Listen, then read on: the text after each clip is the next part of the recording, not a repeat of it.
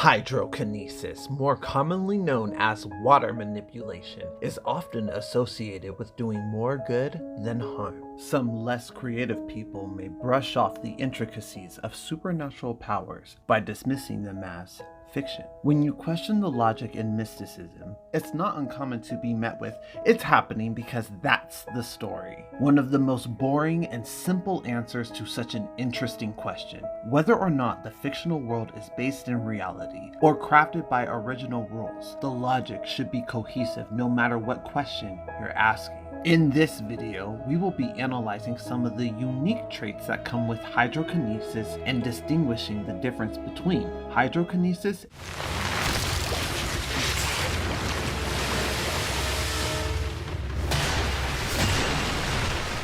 and hydromancy.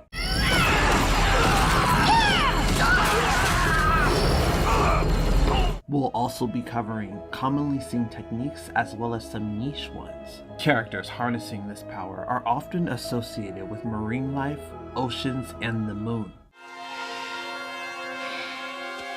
You're not the only one who draws power from the moon.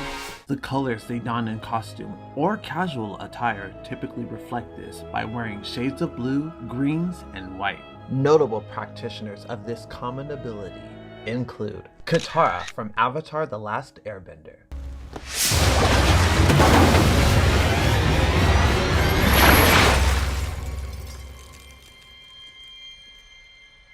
Aqualad from DC Comics and a main character in the Young Justice series,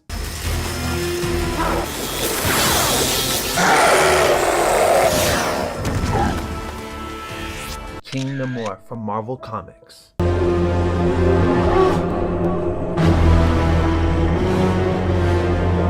Princess Mermista from She-Ra and the Princesses of Power. Okay, hand it over, tech boy. We're doing this my way. Wait, what are you— Listen up, recruits. I'll tell you all about the rebellion's most important princess, me. Aisha from the Winx Club, Aisha, Fairy of Waves! and Rain from Mortal Kombat, just to name a few examples. This power is often associated with healing properties and mysticism, but in the right hands, it can be the most lethal force. Leave this village and never come back!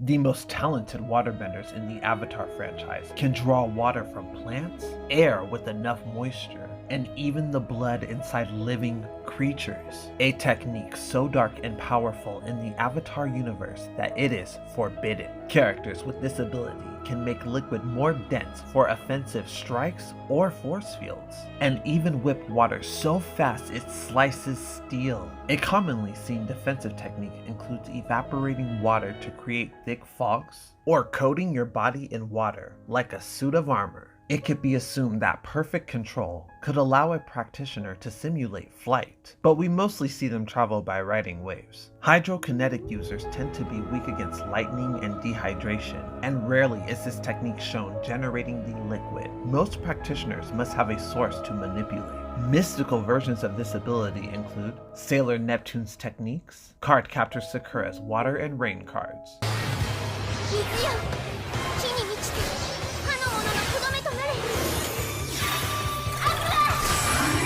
or Aqualad's sorcery from Young Justice. Although this is still hydrokinesis, a more specific term would be hydromancy. Sailor Neptune, like most magical girls, recite incantations to provide a variety of effects, from transformation to concussive blasts.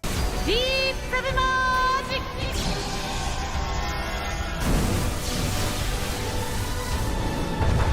Hydromancers tend to use water as binding whips and chains, something that can be achieved with hydrokinesis but with less precision. The healing aspect of waterbending from Avatar the Last Airbender can also be considered hydromancy. And Katara using the water from the spirit oasis to resurrect Aang is an example of hydrokinesis being performed with enchanted water.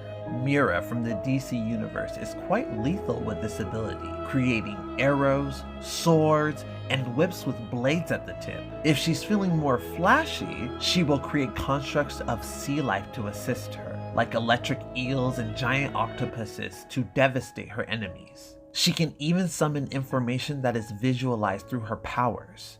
The stranger come from out our past to quell the Trident's threat at last. Aqualad frequently uses hydromancy to create swords, shields, and maces, but he doesn't get nearly as creative as the Queen of the Sea. It should be noted that hydromancy typically needs a source of water to get started, or to perform certain spells, like generating constructs, and to use its healing properties.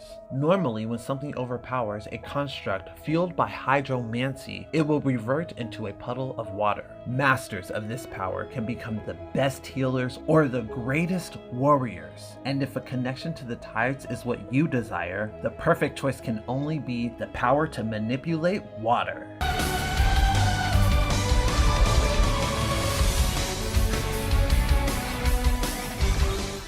Thank you so much for watching the first installment of this long form version of my take on Superpowers Explained. I do this as short form, about 2 minutes long on TikTok, and I post 1-minute versions as shorts here too, but I'm doing them in longer form content because it has been very popular. You guys seem to love it over there, so I'm testing it out in a longer fashion to get more details in that I normally can't in the short form content. So let me know what you think. I'm still doing style analysis. Starfire's next. The next superpower you can expect will most likely be pyrokinesis. I think we'll get through the elementals first, like I'm doing most of the leading ladies of the DC girls for the style analysis. So thank you for watching. If you like this form of content, please leave a like, comment, subscribe. It helps the channel tremendously. You can always follow me on my socials. If you DM me a request, I'm much more inclined to listen, but I also check out the comment section to see what people are asking for the most. And if something just gets brought up more that you guys want to see more adamantly than pyrokinesis next, I will just do that next. These are a lot of fun and so much less strenuous on me than reactions because of copyright. Copyright has been fighting me on reactions lately, and these are just so much fun, and I really enjoy this style of content. So don't worry, reactions are still happening. If you're one of my frequent viewers, I just need to get something out that doesn't stress me out right now. You can follow me on my social media in the description box down below. On TikTok, I do live streams. We watch movies sometimes and anime and just hang out. It's really fun. I also do my Superpowers Explained over there with a green screen effect. It's a little different if you want to still check it out. Those are shorter. There's a lot more over there though. I've covered like 30 powers at least. As always, I want to say thank you to my wonderful patrons, especially you, Kirsten. I love you so much.